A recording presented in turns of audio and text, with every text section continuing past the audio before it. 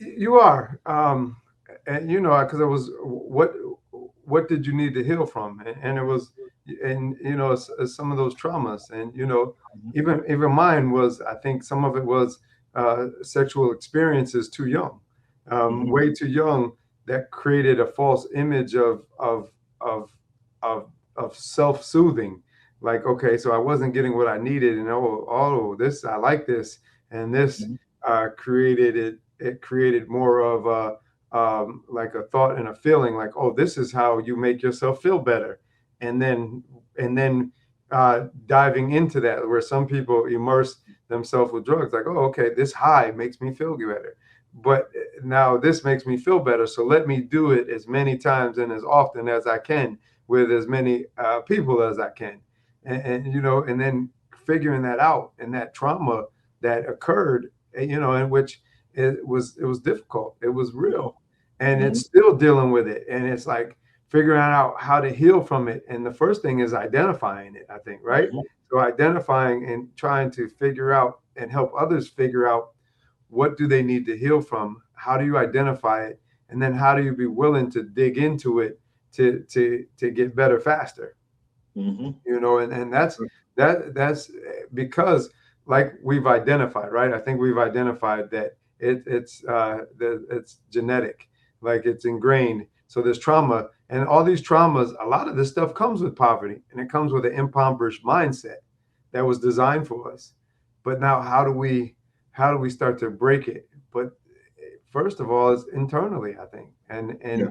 so I hear you keep saying, and what I think many of my brothers out there don't realize is that it's going to start with you. Yeah.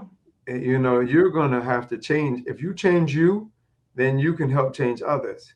But how do we do that? And because the cycle is perpetuated, and it keeps continuing. And we got brothers who like, or are complacent, who like the cycle, Right. who like the cycle and who are okay with it. But what do you think that? So what does uh, our community need now? How do we get them to feel what we're saying? What do they need? Right. I think the community need examples like you, myself. They Appreciate need exposure to examples. They need to have these real opportunities and be able to expose themselves to real conversation. I think those of us who made it to the other side of the equation need to be transparent as relates to our experiences and our exposure. That's one of the reasons why I love this podcast, because many people, if they overcome the obstacles, because it's not about what you achieve, is what you overcome. But we spend more time focused on what we achieved, and we don't shed light on what we had to overcome in order to achieve the things that we have achieved in life. But if we could be able to shed light on what we had to overcome and be able to expose the world to those things, and be transparent with how we were able to overcome them, be transparent about our limitations and some of our flaws, and be able to have those real conversations, we'll help more and more people be able to overcome similar challenges. They have to be able to understand. Well, people who are struggling have to see examples. They don't have to be role models, but they have to be exemplars, and the exemplars have to be accessible.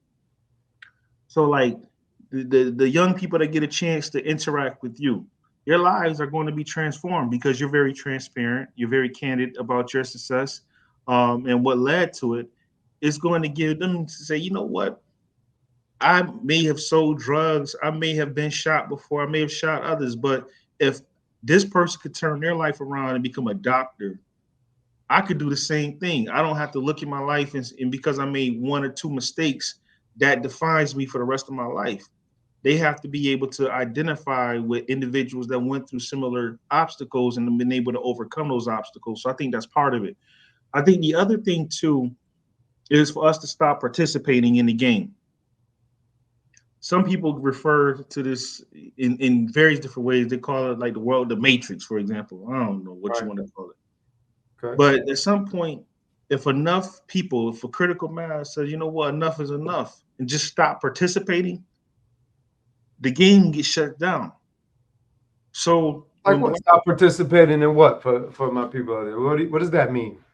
Listen, if we got like 8 billion people in this critical mass, let's just say all persons of color just decided for whatever reason not to put their money in the bank anymore, or decided not to go to work, the economy is going to be turned upside down on its head if we were organized in that way. And we could demand much more if we just stop participating, you know. But it's hard to say that when you're living check to check, when you don't necessarily know where your next opportunities are going to come from.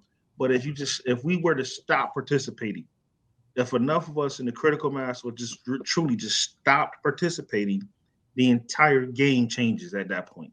And I think so. I think that sounds good, right? In theory. Mhm. Now, I'm gonna be honest. I'm gonna say I don't know how realistic it is, right? Because Yeah, right, probably not realistic. it sounds good. Like that's some theoretical stuff. Mhm. So, but could we just stop the game mentally? Because that's something you control.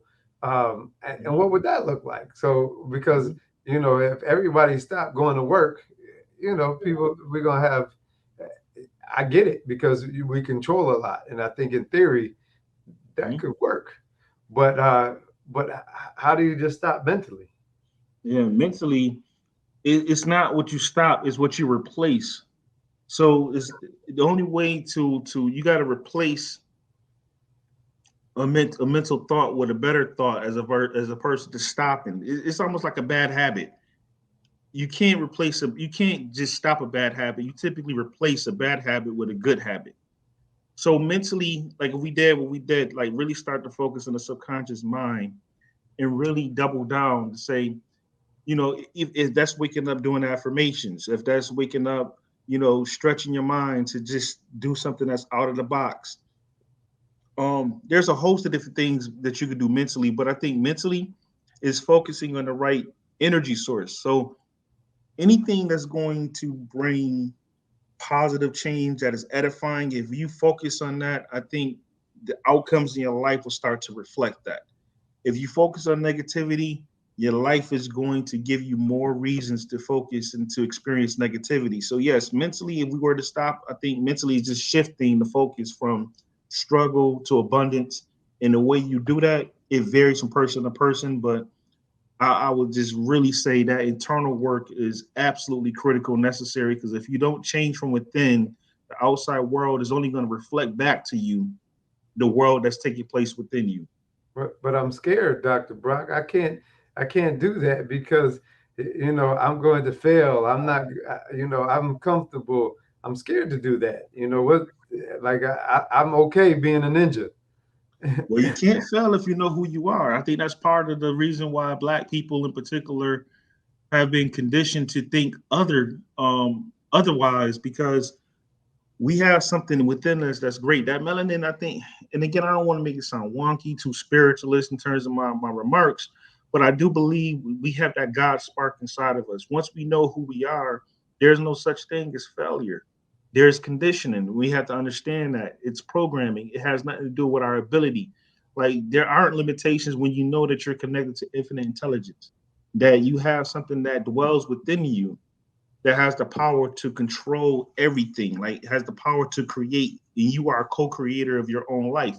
I think the more you can tap into that and experience small changes, small wins, start manifesting things in your life, you'll start to be more of a believer. But it definitely starts with having the right mindset for sure. So if you were going to have somebody take away and give three things that someone could duplicate to start their own greatness, and whether you're talking to everybody or my brothers out there, Hmm. um, if you were going to have some takeaways, what Hmm. would you want them to take away to start their journey to their own greatness? That's great. One is do some self discovery, do some research as it relates to who you are. Know who you are. This is not a religious um, suggestion or response. It's just spend time knowing who you are. And what I mean by that is tap into that subconscious mind, that infinite intelligence. I don't care if it's doing meditation. I don't care if it's staying in constant prayer, um, morning affirmations, whatever you can do, but spend time developing the internal man. I recommend that. 2, it requires healing. The same way I expressed, I had a ego death later in life, and I had took the time to do some self healing because I was forced into it. If people have experienced trauma, I would recommend that they tap in with a therapist, that they get the necessary healing that's required, so they could show up differently. So that's one thing. I was like, do the internal healing work. So know who you are, do the internal healing work. And the third thing that I will leave a person with is have a real vision for what you want to do, who you want to be, and be crystal clear in your mind as it relates to who that person is. Like if you don't have a roadmap, if you don't have a destination, you'll flounder. It's one thing to have one achievement or be able to overcome one obstacle or another, but you have to have a clear picture of who you want to be and what you want to do. And you got to have a roadmap in order for you to be able to achieve anything in this life or overcome anything in this life. You have to have a clear picture of the end destination in mind. So I would say begin with the end in mind. Have a clear picture of what you want to do and who you want to be. Nah, thank you. I mean, that's good, man. I appreciate you coming on today and really kicking it with us for this hour. I'm encouraging my audience to tune in because we're going to be bringing people who's bringing the heat, like my brother here, Dr. Leonard Broc, week in and week out. I'm going to leave you with the mindfulness minute and something that I talk about frequently that my brother here talked about. Your ability is good. And we all have the ability inside of us, but it comes from your effort. So if you want to change something, you're going to have to replace it. So you're going to have to formulate a new habit, a new ritual, a new routine by doing something different. And if you put more effort in, you're going to get better results. So you can't say you want change, but not be willing to change. So you can't say you want something different, but not be willing to do something different. So change is hard, but you all can do it. So we can break these curses of generational poverty. We have the ability to change and eradicate and do something different with our DNA. So by breaking this cycle and putting something positive into the future generations that come for us. So, I just encourage my brothers, I encourage my sisters, I encourage everybody out there that generational poverty doesn't have to be a lifetime sentence. You don't have to be stuck. You can do something different. And, my brother here was kicking it today. He was giving us a lot of knowledge and a lot to think about. So I encourage you to think about it until next time. I just want you to stay with us. Keep listening. Tune in. We'll be on all podcast sites. We're also going to be on Roku TV on the Indie Soup Network at 7:30 p.m. on Tuesday nights. Tune in. Check out From the Gutter to Greatness. Until next time, we'll see you later and can't wait until I'm with you all again. So let's be greater later. Peace to the audience out there. Tune in with me.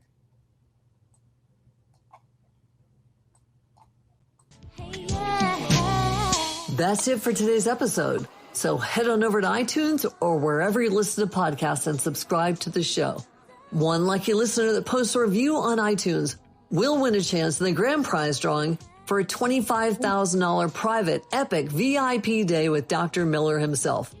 Be sure to head on over to guttertogreatness.com and pick up a free copy of Dr. Miller's gift and join us on the next episode.